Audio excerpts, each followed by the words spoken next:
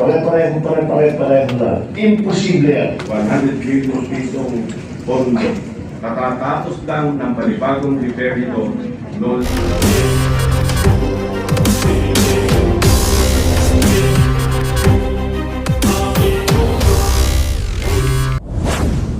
.5 to 1% para sa COA. Mr. President, meron pa kayong tinatawag na passing through or parking fee na aabot na katumbas na 5 to 6% ng pondo. Ito ang tinuturing na royalty, ang tawag sa lagay na ibinibigay sa politikong may kontrol sa distrito kung saan i-implementa o itatayo ang proyekto. Lo and behold, Mr. President, 20 to 25% ang karaniwang napupunta sa funder o project proponent na politiko. Mr. President, ang matitirang pondo para sa pagpapatayo ng proyekto ay napakaswerte na umabot sa 40%. 40 million pesos alisunod sa ating halimbawang 100 billion pisong pondo para sa proyekto. Mr. President, there is an evident pattern of this nasty distribution of public funds among groups. Ito ay base sa mga case studies na aming pinuntahan at masusing inimbestigahan sa iba't ibang dako ng bansa, partikular sa issue ng flood control. Hindi na namin sinama sa aking presentasyon ang mga naikutan at ibinunyagnan ng Pangulo. Ang malinaw na malinaw. Halos pare-pareho ang pattern kung paano minamasakir ng mga kawatan ang pondo ng bayan. Nauna na po itong iniulat ng ating Pangulo noong nakarang linggo. Nang banggitin niya ang mga items na pare-pareho ang contract po sa kabila ng pagkakaiba-iba ng specs, disenyo at haba ng proyekto. Panoorin po natin ang video.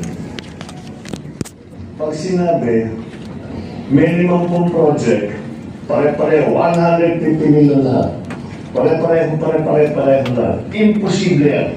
It is impossible for one barangay, even if they are the next barangay, to have the exact same project to the exact same amount with the exact same contractor. Imposible yan. Sa fairness po na ang nakakaalam lamang ay ang mga kasali sa kulangan sa pondo. Ito po ang tinatawag na listing. Listing ang mga budget items na makikita sa General Appropriations Act at awarded contracts na may pare-parehong halaga para sa magkakalapit man o magkakalayo na proyekto. Listing dahil ayon sa aming mga informant sa loob ng DPWH at kumimpirma ng ilang contractors, coded na budget ito para mayroong pagkakakilanlan ang mga quote-unquote may-ari ng proyekto. Para sa mga nakakaunawa, ang ibig sabihin po ay akin yan. Sa Bulacan First Engineering District na pinamumunuan na magkasunod na tinanggal sa pwesto na sina dating District Engineer Henry Alcantara at ang pumalit sa kanya na si Bryce Hernandez. Napag-alaman naming paramak ang ganitong kalakaran. Bakit?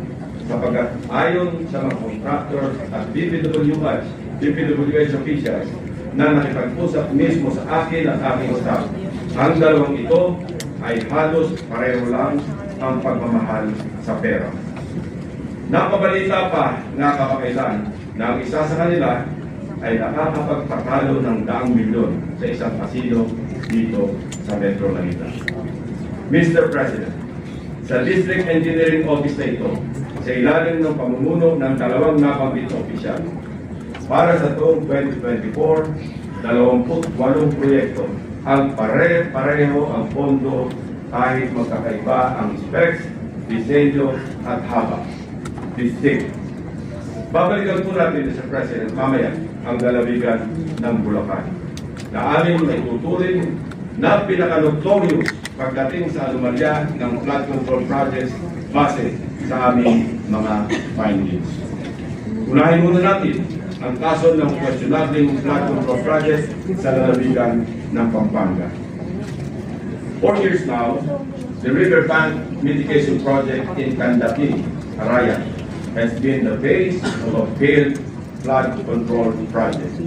Tuwing umulan, panay ang aray ng mga taga-arayan sa pag-apaw ng bilog na hindi mapigilan ng flood control. Mr. President, binisita ng aking mga staff ang Arayat itong nakaraang 2 linggo lamang na tinamaan din ang hagupit ni Emos at nagdulot na naman ng pagbuhok ng ilang bahagi nito. Take note, Mr. President, natatapos lang ng panibagong repair nito noong lang Hunyo ng kasalukuyang taon, 2025. Sa itsura ng structure, tila baga hindi binibigyan pansin ng gobyerno ang kandating. Pero kung babalikan natin isang taon pa lamang ang nakakaraan o noong Agosto 2024, may bumuhok ng flood control matapos kahagupit ng monsoon.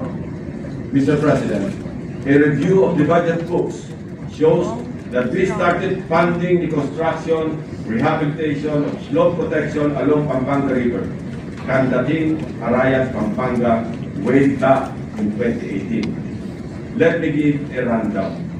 In 2018, we already spent 20 million pesos on a project for the construction, rehabilitation of slope protection along Pampanga River, Candating section, Arayat. Kalaunan, nasira. Since then, it has become a cycle, Mr. President. We used the people's tax money to repair it in 2023 for a contract price of 91.6 million pesos. It was repaired again by another year's tax money in 2024. This time, not once, but twice. 91.8 million for phase 1 and 91.4 million for phase 2. Take note, 20 million pesos lang ito sa una at original construction.